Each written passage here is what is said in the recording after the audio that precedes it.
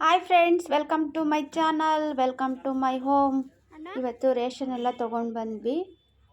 4 ಡೇಸಿಂದನೂ ಸ್ವಲ್ಪನೇ ರೇಷನ್ ತೊಗೊಬರ್ತಾಯಿದ್ದೀವಿ. ಇದು ನಮ್ಮ ಫ್ರೆಂಡ್ ಅಂಗಡಿ, ನಮ್ಮ ಪಾರ್ಲರ್ ಪಕ್ಕದಲ್ಲೇ ಇದೆ. ನಾವು 10-12 ವರ್ಷದಿಂದನೂ ನಾವು ಈ ಅಂಗಡಿಲೇ ನಾವು ರೇಷನ್ ತೊಗೊಳ್ಳೋದು. ಹೋಲ್ಸೇಲ್ ಅಂಗಡಿ, ತುಂಬ ಚೆನ್ನಾಗಿರುತ್ತೆ, ತುಂಬ ಕ್ವಾಲಿಟಿ ಇರುತ್ತೆ ಐಟಮ್ಮು. ರೇಷನ್ ಎಲ್ಲ ತುಂಬ ಕ್ವಾಲಿಟಿದು ಹಾಕ್ತಾರೆ. ನಾವು ಯಾವಾಗಲೂ ಇಲ್ಲೇ ತೊಗೊಳ್ಳೋದು.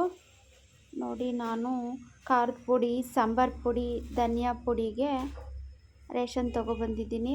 ಎಲ್ಲ ಸಪ್ರೇಟ್ ಬರೆಸಿದ್ದೆ, ಕನ್ಫ್ಯೂಸ್ ಆಗುತ್ತೆ ಅಂತ. ಅಣ್ಣನೂ ಅಷ್ಟೇ ಸಪ್ರೇಟಾಗೆ ನೀಟಾಗಿ ಕಟ್ಟಿ ಕೊಟ್ಟಿದ್ದಾರೆ ಐಟಮ್ನೆಲ್ಲ. ನಾನೀಗೆಲ್ಲ ಡಿವೈಡ್ ಮಾಡ್ಕೊತಾ ಇದ್ದೀನಿ. ನೋಡಿ, ಇದು ನಮ್ಮ ಮಗಳ ಮ್ಯಾರೇಜ್ ಪ್ರಿಪ್ರೇಷನ್ ಪಾರ್ಟ್ 4 ಲಾಗ್. ಈ ಲಾಗ್ ನಿಮಗೆ ಇಷ್ಟ ಆದರೆ ದಯವಿಟ್ಟು ಲೈಕ್ ಮಾಡಿ, ಸಬ್ಸ್ಕ್ರೈಬ್ ಮಾಡ್ಕೊಳ್ಳೋದ್ರ ಮೂಲಕ ನನಗೆ ಸಪೋರ್ಟ್ ಮಾಡಿ. ನೋಡಿ, ಎಲ್ಲ ಐಟಮ್ ಎಲ್ಲ ಸ್ವಲ್ಪ ಡಿವೈಡ್ ಮಾಡ್ಕೊತಾ ಇದ್ದೀನಿ. ಸಪ್ರೇಟಾಗಿ ಬರೆಸಿದ್ದೆ, ಅವರು ಸಪ್ರೇಟಾಗೆ ಕಟ್ಟಿ ಕೊಟ್ಟಿದ್ದಾರೆ. ನನಗೆ ಒಟ್ಟಿಗೆ ತೊಗೊಂಡ್ರೆ ಕನ್ಫ್ಯೂಸ್ ಆಗುತ್ತೆ ಅಂತ ನಾನು ಸಪ್ರೇಟಾಗಿ ತೊಗೊಂಡಿದ್ದೀನಿ. ಈಗೆಲ್ಲ ಡಿವೈಡ್ ಮಾಡ್ಕೊತಾ ಇದ್ದೀನಿ. 1 kg ಸಪ್ರೇಟು ಧನಿಯಾ ಬೀಜ, ಚಕ್ಕೆ, ಲವಂಗ, ಏಲಕ್ಕಿ, ಗಸಗಸೆ ಮತ್ತು ಅರಿಶಿನ ಕೊಂಬು ಎರಡಕ್ಕೂ ಡಿವೈಡ್ ಆಗೋ ಥರ ಇದು ಒಂದು ಸೆಟ್ಟು. ಅದನ್ನ ಎತ್ತಿಟ್ಬಿಡ್ತಾಯಿದ್ದೀನಿ. ಎಲ್ಲ ಮಿಕ್ಸ್ ಆದರೆ ನಂಗೆ ಕನ್ಫ್ಯೂಸ್ ಆಗುತ್ತೆ ಅಂತ. ಏಕೆಂದರೆ ಸಾಂಬಾರು ಪುಡಿ, ಖಾರದ ಪುಡಿ, ಧನಿಯಾ ಪುಡಿ 3 ಮಾಡ್ತಾ ಇರೋದು ಇವಾಗ ನಾನು. ಅದಕ್ಕೆ ಇದನ್ನು ಸಪ್ರೇಟಾಗಿ ಎತ್ತಿಡ್ತಾಯಿದ್ದೀನಿ. ಈಗ ಸಾಂಬಾರು ಪುಡಿಗೆ ಡಿವೈಡ್ ಮಾಡ್ತಾಯಿದ್ದೀನಿ. ಬ್ಯಾಡಗೆ ಮೆಣಸಿನ್ಕಾಯಿ, ಗುಂಟೂರು ಮೆಣಸಿನ್ಕಾಯಿ, ಒಂದು ಖಾರದ ಮೆಣಸಿನ್ಕಾಯಿ, ಮತ್ತೊಂದು ಖಾರದ ಮೆಣಸಿನ್ಕಾಯಿ, 3 ಥರದ ಮೆಣಸಿನ್ಕಾಯಿ ಹಾಕ್ತಾಯಿದ್ದೀನಿ ನಾನು ಸಾಂಬಾರು ಪುಡಿಗೆ. ನಾನು ಮಗಳಿಗೂ ಬೇಕು ಅಂತ ಸಪ್ರೇಟಾಗಿ ಮಾಡಿಸ್ತಾಯಿದ್ದೀನಿ. ಎಲ್ಲ ಒಂದೇ ಟೈಮಲ್ಲೇ ಖಾಲಿ ಆಗಿಬಿಟ್ಟಿದೆ. ಮನೇಲಿ ಐಟಮ್ಮು ಖಾಲಿಯಾಗಿದೆ, ಮತ್ತು ಸಾಂಬಾರು ಪುಡಿ, ಖಾರದ ಪುಡಿನೂ ಖಾಲಿಯಾಗಿದೆ. ಈಗ 3 ಥರದ ಮೆಣಸಿನ್ಕಾಯಿ ಆಯಿತು. ಧನಿಯಾ ಬೀಜ 1 kg, ಕಡಲೆಬೇಳೆ, ತೊಗರಿಬೇಳೆ, ಹೆಸರುಬೇಳೆ, ಉದ್ದಿನಬೇಳೆ, ಮತ್ತು ಚಕ್ಕೆ, ಮೆಂತ್ಯ, ಲವಂಗ, ಮೆಣಸು, ಜೀರಿಗೆ,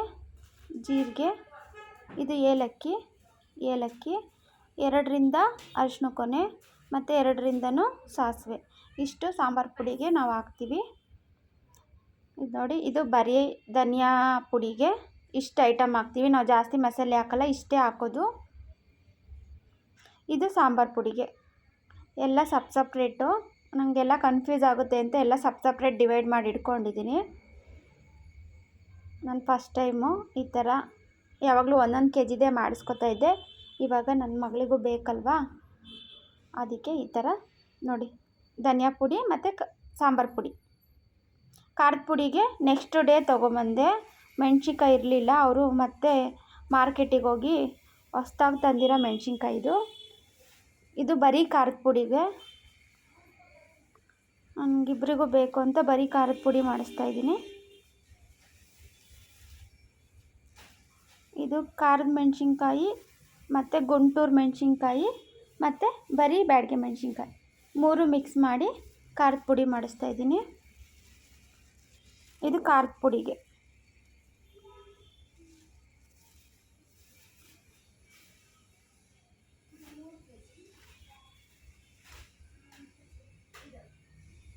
ಇದು ಟೋಟಲ್ 6 kg ಇದೆ, 5 kg ಅಲ್ಲ.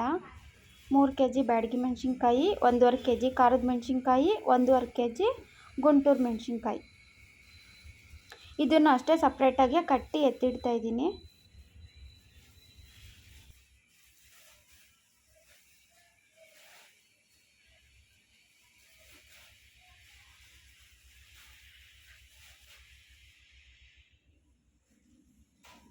ಇದು 2ನೇ ದಿನ ತಂದಿದ್ದ ರೇಷನ್ನು. ಇದು ರಾಗಿ ಹಿಟ್ಟಿಗೆ ದೀಪಕ್ಕೆ ಹಾಕೋ ಎಣ್ಣೆ ಎಲ್ಲ ಖಾಲಿಯಾಗಿತ್ತು. ಇದೆಲ್ಲ ಮನೆಗೆ ರೇಷನ್ನು. ಇದು ರಾಗಿ ಹಿಟ್ಟು ಮಾಡಿಸೋದಕ್ಕೆ 10 kg ರಾಗಿ ಮತ್ತು 2 kg ಗೋಧಿ, 1/4 kg ಮೆಂತ್ಯ.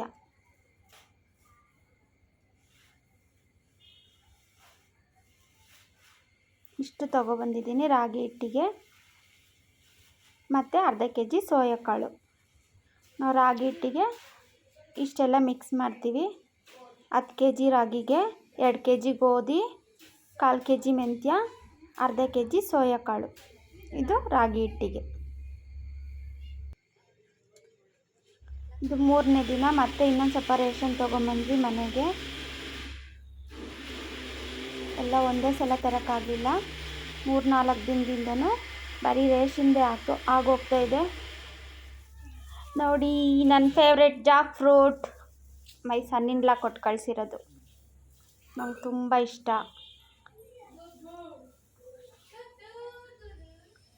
ಇದು ನೋಡಿ, ನೆಕ್ಸ್ಟ್ ಡೇ ಮೆಣಸಿನ್ಕಾಯಿ ಎಲ್ಲ ಸ್ವಲ್ಪ ಬಿಸಿಲಿಗೆ ಇಡ್ತಾಯಿದ್ದೀನಿ. ಬಿಸಿಲು ಜಾಸ್ತಿ ಇತ್ತು. ಮನೆ ಬಾಗಿಲಲ್ಲೇ ಬಿಸಿಲು ಜಾಸ್ತಿ ಬರುತ್ತೆ. ಇರಲಿ, ಒಂದೇ ದಿನ ಫುಲ್ಲೆಲ್ಲ ಒಣಗಿಸೋಕ್ಕಾಗಲ್ಲ ಅಂತ ಒಂದಿನ ಮುಂಚೆನೇ ಈ ಥರ ಬಿಸಿಲಲ್ಲಿ ಒಣಗಿಸಿದ್ದೀನಿ. ಸ್ವಲ್ಪ ಮೆತ್ತಗಿತ್ತು ಮೆಣಸಿನ್ಕಾಯಿ ಎಲ್ಲ. ನೋಡಿ, ಈ ಥರ ಒಣಗಾಕಿದ್ದೀನಿ ಮನೆ ಬಾಗಿಲಲ್ಲೇ.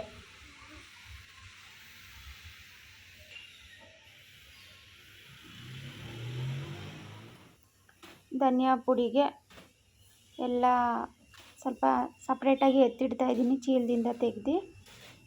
1 ವರ್ಷದವರೆಗೂ ಸಾಂಬಾರು ಪುಡಿ ಮಾಡೋ ಆಗಿಲ್ಲ. ಅದಕ್ಕೆ ನಾನು ಸ್ವಲ್ಪ ಜಾಸ್ತಿನೇ ಮಾಡ್ತಾಯಿದ್ದೀನಿ ಸಾಂಬಾರು ಪುಡಿ, 1 ವರ್ಷಕ್ಕಾಗೋ ಅಷ್ಟು. ನೋಡಿ, ಮೆಣಸಿನ್ಕಾಯಿ ಎಲ್ಲ ಸ್ವಲ್ಪ ಒಣಗಿದೆ, ಪರವಾಗಿಲ್ಲ. ಒಂದು ಅರ್ಧ ಭಾಗ ಒಣಗಿದೆ. ಇದೊಂದು ಸ್ವಲ್ಪ ಮೆತ್ತಗಿದೆ. ಇದನ್ನೆಲ್ಲ ಎತ್ತಿಟ್ಬಿಟ್ಟು ನಾನಿವಾಗ ಪಾರ್ಲರ್ಗೆ ಹೋಗ್ತಾಯಿದ್ದೀನಿ. ನನಗೆ 2 ಹೆಣ್ಮಕ್ಳು. ದೊಡ್ಡೋಳ ಹೆಸರು ಅರ್ಪಿತಾ, ಚಿಕ್ಕೋಳ ಹೆಸರು ಅಂಕಿತಾ. ಇವಾಗ ನನ್ನ ದೊಡ್ಡ ಮಗಳದು ಮದುವೆ. ಹೋದ ವರ್ಷ ನವಂಬರಲ್ಲೇ ಮದುವೆ ಸೆಟ್ ಆಗಿತ್ತು. ನನಗೆ ಸ್ವಲ್ಪ ಹುಷಾರಿಲ್ದಂಗೆ ಆಯಿತು. ಹಂಗಾಗಿ ಮದುವೆನ ಮುಂದಕ್ಕೆ ಹಾಕಿದ್ವಿ, ಯುಗಾದಿ ಆದಮೇಲೆ ಮಾಡೋಣ ಅಂತ. 2 ವರ್ಷ ಆಯಿತು ಅವಳಿಗೆ ಮದುವೆ ಸೆಟ್ಟಾಗಿ. ಇವಾಗ ಮಾಡ್ತಾಯಿದ್ದೀವಿ, ಯುಗಾದಿ ಆದಮೇಲೆ ಮಾಡ್ತಾಯಿದ್ದೀವಿ. ಇವಾಗ ಸ್ವಲ್ಪ ಹುಷಾರಾಗಿದ್ದೀನಿ. ಸೊ ಹಾಗಾಗಿ ಇವಾಗ ಮಾಡ್ತಾಯಿದ್ದೀವಿ ಮದುವೆ. ನನಗೆ ಯೂಟ್ಯೂಬ್ ಮಾಡ್ತೀವಿ ಅಂತ ಐಡಿಯಾ ಇರಲಿಲ್ಲ. ಹಂಗಾಗಿ ಎಷ್ಟೋ ಜನಕ್ಕೆ ಗೊತ್ತಿಲ್ಲ. ನನ್ನ ಮಗಳದೇ ಮದುವೆ, ದೊಡ್ಡ ಮಗಳದು, ಅರ್ಪಿತಾದು. ಸಿಂಪಲ್ ಮದುವೆ, ಆದರೆ ಕೆಲಸ ಜಾಸ್ತಿ. ನೋಡಿ, ಇನ್ನೂ ಸ್ವಲ್ಪ ಒಣಗಬೇಕು, ಮೆತ್ತಗಿದೆ. ಇನ್ನೊಂದು ದಿನ ಒಣಗಾಕಿದ್ರೆ ಆಯಿತು ಅಂತ ನಾನು ಇವಾಗ ಮಧ್ಯಾಹ್ನ ಪಾರ್ಲರಿಂದ ಬಂದು ಮನೆಗೆ ಎಲ್ಲ ತುಂಬಿಡ್ತಾಯಿದ್ದೀನಿ. ನೆಕ್ಸ್ಟ್ ಡೇ ಒಣಗಾಕಿದ್ರೆ ಆಯಿತು ಫುಲ್ಲು ಅಂತ. ಸಂಡೇ ಫುಲ್ಲು ಪಾರ್ಲರ್ ಕ್ಲೋಸ್ ಮಾಡಿ ನಾನು ಈ ಕೆಲಸಗಳ್ನೆಲ್ಲ ಮಾಡ್ಕೋಬೇಕು. ಮಕ್ಳ ಜೊತೆ ಸೇರಿಕೊಂಡು ಎಲ್ಲ ಕೆಲಸನೂ ಮುಗಿಸ್ಬೇಕು. ದಿನಸಿ ಎಲ್ಲ ಕ್ಲೀನ್ ಮಾಡ್ಕೊಳ್ಳೋ ಕೆಲಸನೆಲ್ಲ ಮಾಡ್ಕೋತಾ ಇದ್ದೀನಿ.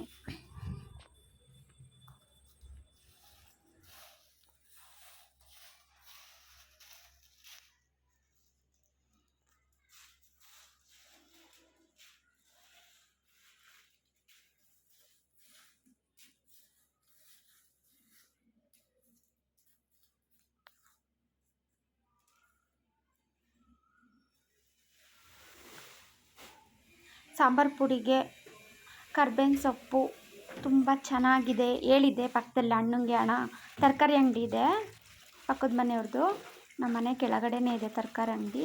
ಅಣ್ಣಂಗೆ ಹೇಳಿದ್ದೆ, ಅಣ್ಣ ಚೆನ್ನಾಗಿರೋದು ಒಂದು ಸ್ವಲ್ಪ ಕರ್ಬೇವಿನ ಸೊಪ್ಪು ತಂದುಕೊಡಿ ಸಾಂಬಾರು ಪುಡಿಗೆ ಅಂತ. ಅವರು ತುಂಬ ಚೆನ್ನಾಗಿರೋದ ತಂದಿದ್ದರು. ಬೆಳಗ್ಗೆನೇ ಬೇಗ ಹೋಗಿ ತೊಗೊಬಂದೆ. ವಾಶ್ ಮಾಡಿಬಿಟ್ಟು ಅದನ್ನು ಮೇಲೆ ತಗೊಂಡು ಹೋಗ್ತಿದ್ದೀವಿ. 2ನೇ ಫ್ಲೋರಿಂದ ನಾವು 4ನೇ ಫ್ಲೋರಿಗೆ ಹೋಗಬೇಕು. ನೋಡಿ, ಈಗೆಲ್ಲ ಒಣಗಾಕೋದಕ್ಕೆ ಬಿಸಿಲು ಚೆನ್ನಾಗಿದೆ. ಒಣಗಾಕೋಣ ಅಂತ ಎಲ್ಲ ಮಾಡಿ ಮೇಲೆ ಹೋಗ್ತಾಯಿದ್ದೀವಿ, ನಾನು ನನ್ನ ಮಕ್ಕಳು.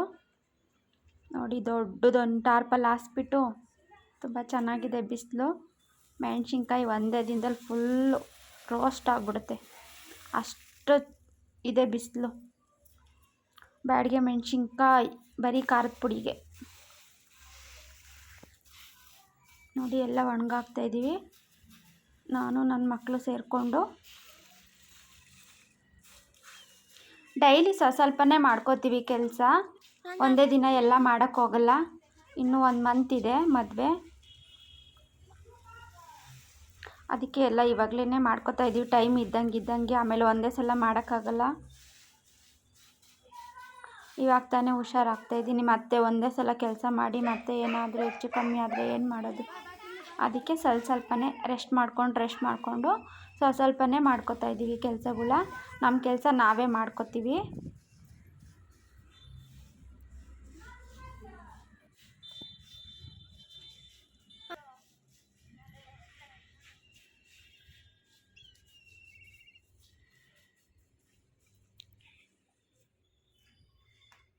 ನನಗೆ ಅದೆಲ್ಲ ಧನಿಯಾ ಪುಡಿ, ಖಾರದ ಪುಡಿ, ಸಾಂಬಾರು ಪುಡಿ ಉರಿಯೋವರೆಗೂ ಸ್ವಲ್ಪ ಕನ್ಫ್ಯೂಸು. ಯಾವ್ಯಾವುದು ಎಷ್ಟೆಷ್ಟು ಅಂತ ಎಲ್ಲ ಲೆಕ್ಕ ಹಾಕ್ಬಿಟ್ಟು ಬರೆಸ್ಬಿಟ್ಟು ಸಪ್ರೇಟಾಗೆ ಇಟ್ಕೊಂಡಿದ್ದೆ. ಎಲ್ಲ ಮಿಕ್ಸ್ ಮಾಡಿದ್ರೆ ಕನ್ಫ್ಯೂಸ್ ಆಗುತ್ತೆ ಅಂತ ನಾನು ಒಣಗಾಕ್ಬೇಕಾದ್ರೂ ಎಲ್ಲ ಸಪ್ರೇಟಾಗೆ ಒಣಗಾಕ್ತಿದ್ದೀನಿ, ಕನ್ಫ್ಯೂಸ್ ಆಗಬಾರ್ದು ಅಂತ. ಏಕೆಂದರೆ ಫಸ್ಟ್ ಟೈಮು ಇಷ್ಟೊಂದು ಖಾರದ ಪುಡಿ, ಸಾಂಬಾರು ಪುಡಿ, ಧನಿಯಾ ಪುಡಿ ಮಾಡಿಸ್ತಾ ಇರೋದು. ನಾನು ಯಾವಾಗಲೂ 1 kg ಮಾಡಿಸ್ಕೊತಾ ಇದ್ದೆ, ಈ ಸಲ ಸ್ವಲ್ಪ ಜಾಸ್ತಿ ಮಾಡಿಸ್ತಾ ಇದ್ದೀನಿ. ಸೊ ಕನ್ಫ್ಯೂಸ್ ಆಗಬಾರ್ದು ಅಂತ ನಾನೆಲ್ಲ ಸಪ್ರೇಟಾಗೆ ಮೆಣಸಿನ್ಕಾಯಿನ ಕಟ್ಟಿಸ್ಕೊಂಬಂದಿದ್ದೀನಿ. ಅಣ್ಣಂಗೆ ಹೇಳಿ ಅವರು ಹಂಗೆ ಸಪ್ರೇಟಾಗಿ ಕನ್ಫ್ಯೂಸ್ ಆಗಬಾರ್ದು ಅಂತ ನನಗೆ ಸಪ್ರೇಟಾಗೆ ಕಟ್ಕೊಟ್ಟಿದ್ದಾರೆ ಅಂಗಡಿ ಅಣ್ಣನು. ನಾನು ಅದೇ ಥರನೇ ಆ ಕವರಲ್ಲಿ ಇದ್ದಿದ್ದನ್ನು ಸಪ್ರೇಟಾಗೆ ಒಣಗಾಕ್ತಾಯಿದ್ದೀನಿ, ಕನ್ಫ್ಯೂಸ್ ಆಗೋದು ಬೇಡ ಅಂತ. ಯಾಕೆಂದರೆ ನಮಗೆ ತುಂಬ ಕನ್ಫ್ಯೂಸ್ ಆಗುತ್ತೆ ಉರಿಯೋವರೆಗೂ, ಅದು ಗೊತ್ತಾಗಲ್ಲ ಅಳತೆ, ಯಾವ್ಯಾವುದಕ್ಕೆ ಎಷ್ಟೆಷ್ಟು ಬರ್ಸಿದ್ದೀನಿ ಅಂತ ಗೊತ್ತಾಗಲ್ಲ ಅಂತ ಈ ಥರ ಒಣಗಾಕೋದನ್ನು ನಾವು ಸಪ್ರೇಟಾಗೆ ಒಣಗಾಕಿದ್ದೀನಿ.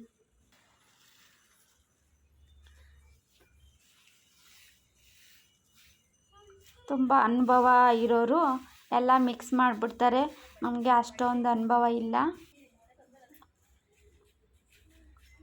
ಕನ್ಫ್ಯೂಸ್ ಆಗೋದು ಬೇಡ ಅಂತ ನಾವು ಈ ಥರ ಸಪ್ರೇಟ್ ಮಾಡ್ಕೊಂಡಿದ್ದೀವಿ.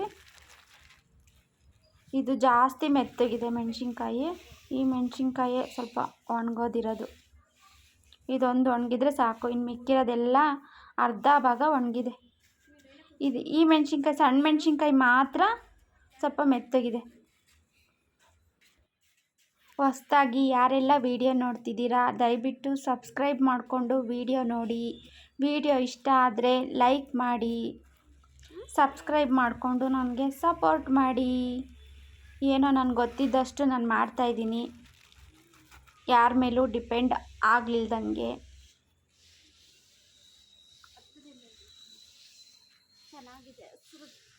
ಇದನ್ನು ಎಲ್ಲ ಕ್ಲೀನ್ ಮಾಡ್ಕೋಬೇಕು, ಆಮೇಲಿಂದ ಮಾಡ್ಕೋತೀವಿ. ಇದೆಲ್ಲ ಒಣಗಲಿ ಫಸ್ಟು.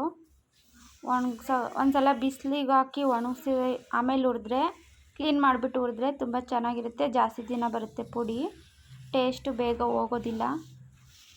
ಅದಕ್ಕೆ ತಂದಿದ ತಕ್ಷಣ ಒಂದ್ಸಲ ಬಿಸಿಲಿಗೆ ಹಾಕ್ಬಿಟ್ಟು ಕ್ಲೀನ್ ಮಾಡಿ ಆಮೇಲೆ ಹುರ್ಕೋಬೇಕು. ನಾನು ಧನಿಯಾ ಬೀಜನೂ ಸಪ್ರೇಟಾಗೆ ಒಣಗಾಕ್ತಾಯಿದ್ದೀನಿ, ಕನ್ಫ್ಯೂಸ್ ಆಗುತ್ತೆ ಅಂತ.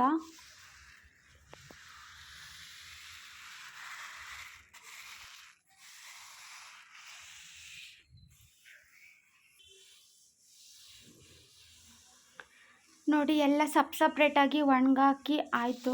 ನನ್ನ ಮಗಳು ಬೇರೆ ಬಿಸಿಲಿಗೂ ಅದಕ್ಕೂ ಕೋಪ ಬರೆಸ್ತಾಳೆ, ಯಾಕಮ್ಮ ಸಪ್ರೇಟಾಗಿ ಆಗ್ತಾಯಿದೀಯಾ ಅಂತ. ಅಯ್ಯೋ ದೇವರೇ, ಏನು ಹೇಳೋದು ಮಕ್ಕಳಿಗೆ, ಅಷ್ಟು ಅನುಭವ ಇಲ್ಲ ಒಟ್ಟಿಗೆ ಎಲ್ಲ ಸೇರಿಸ್ಕೊಂಡು ಹುರಿಯೋದಕ್ಕೆ. ಅದಕ್ಕೆ ಎಲ್ಲ ಸಪ್ರೇಟಾಗೆ ಒಣಗಾಕ್ತಾಯಿದ್ದೀನಿ, ಗೊತ್ತಾಗಲ್ಲ ನನಗೆ ಅಂತ, ಕನ್ಫ್ಯೂಸ್ ಆಗುತ್ತೆ ಅಂತ. ಮತ್ತೆ ಪದೇ ಕೇಳ್ತಾಳೆ, ಯಾಕಮ್ಮ ಸಪ್ರೇಟಾಗಿ ಒಣಗಾಕ್ತಿದ್ಯಾ ಅಂತ. ಬಿಸಿಲಿಗೆ ಕೋಪ ಬರ್ಸಿದ್ರೆ ಹೆಂಗಾಗುತ್ತೆ ಅಲ್ವಾ ಯಪ್ಪ, ಎಷ್ಟೊತ್ತಿಗೆ ಕೆಳಗೆ ಇಳಿದು ಹೋಗ್ತೀನೋ ಅನ್ನಂಗೆ ಆಗೋಗ್ಬಿಟ್ಟಿತ್ತು, ಅಷ್ಟು ಬಿಸಿಲು. ಈಗೆಲ್ಲ ಒಣಗಾಕೋಯ್ತು, ನೋಡಿ ಹೆಂಗೆ ಕೋಪ ಬರೆಸ್ತಾರೆ.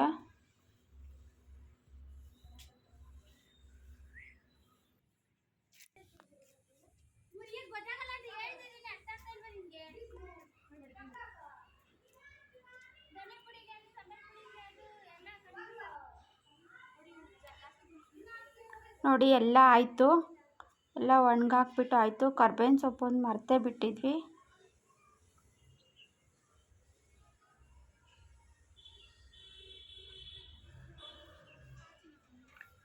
ಈಗ ಅದನ್ನು ಕ್ಲೀನ್ ಮಾಡಿ ಇಲ್ಲೇ ಒಣಗಾಕ್ಬಿಟ್ಟು ಹೋಗ್ತಾ ಇದ್ದೀವಿ. ಚೆನ್ನಾಗಿದೆ ಕರ್ಬೇವಿನ ಸೊಪ್ಪು, ತುಂಬ ಚೆನ್ನಾಗಿರೋದು ತಂದು ಕೊಟ್ಟಿದ್ದಾರೆ ಅಣ್ಣ, ತರಕಾರಿ ಅಣ್ಣ. ಇದು ನಮ್ಮ ಪಾರ್ಟ್ 4 ಲಾಗ್. ನಿಮಗೆ ದಿನಸಿ ಕ್ಲೀನಿಂಗ್ ಈ ಲಾಗ್ ನಿಮಗೆ ಇಷ್ಟ ಆಗಿದ್ದರೆ ದಯವಿಟ್ಟು ಲೈಕ್ ಮಾಡಿ, ಸಬ್ಸ್ಕ್ರೈಬ್ ಮಾಡಿಕೊಂಡು ನನಗೆ ಸಪೋರ್ಟ್ ಮಾಡಿ.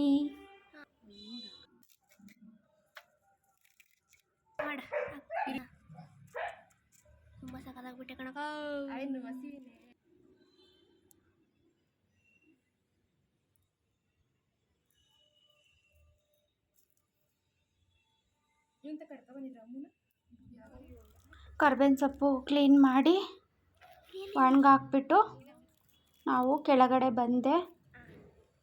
ದಿನಸಿ ಎಲ್ಲ ಕ್ಲೀನ್ ಮಾಡಬೇಕಾಗಿತ್ತು. ಬಾಕ್ಸ್ ಎಲ್ಲ ವಾಶ್ ಮಾಡಿಬಿಟ್ಟು ನನ್ನ ಮಗಳು ಎಲ್ಲ ಒರೆಸಿ ಬಿಸಿಲಿಗೆ ಇಟ್ಟಿದ್ವಿ. ಬಾಕ್ಸ್ ಎಲ್ಲ ನೋಡಿ, ನಾನು ಒಂದೊಂದೇ ಐಟಮ್ನ ಈ ಥರ ಕ್ಲೀನ್ ಮಾಡ್ಕೊತಾ ಇದ್ದೀನಿ. ನೀವು ಇದೇ ಥರ ಜರಡಿ ತಗೊಳ್ಳಿ. ಇದರಲ್ಲಿ 5 ಪ್ಲೇಟ್ ಇರ್ತವೆ ನೋಡಿ. ಎಲ್ಲ ಥರ ಐಟಮ್ನು ನಾವು ಇದರಲ್ಲಿ ಕ್ಲೀನ್ ಮಾಡಿ ಇಟ್ಕೋಬೋದು.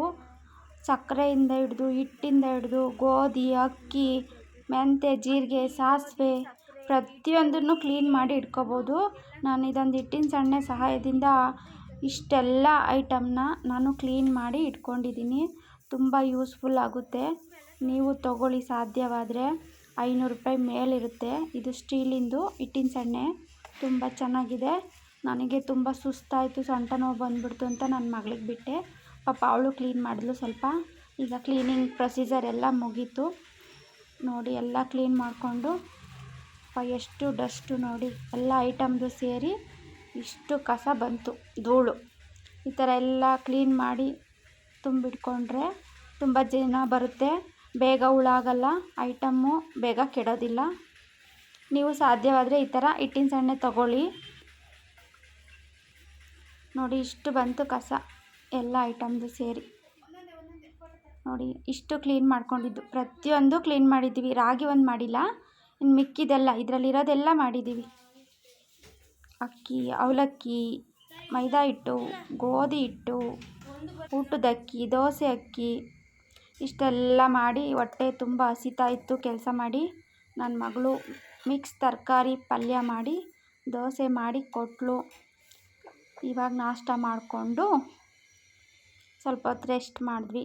ನೋಡಿದ್ರಲ್ಲ ನಮ್ಮ ದಿನಸಿ ಕ್ಲೀನಿಂಗ್ ಹೇಗೆ ಮಾಡಿದ್ವಿ ಅಂತ. ನೆಕ್ಸ್ಟ್ ಇನ್ನೊಂದು ವಿಡಿಯೋದಲ್ಲಿ ಸಿಗ್ತೀನಿ. ಅಲ್ಲಿವರೆಗೂ ನಮಸ್ಕಾರಗಳು.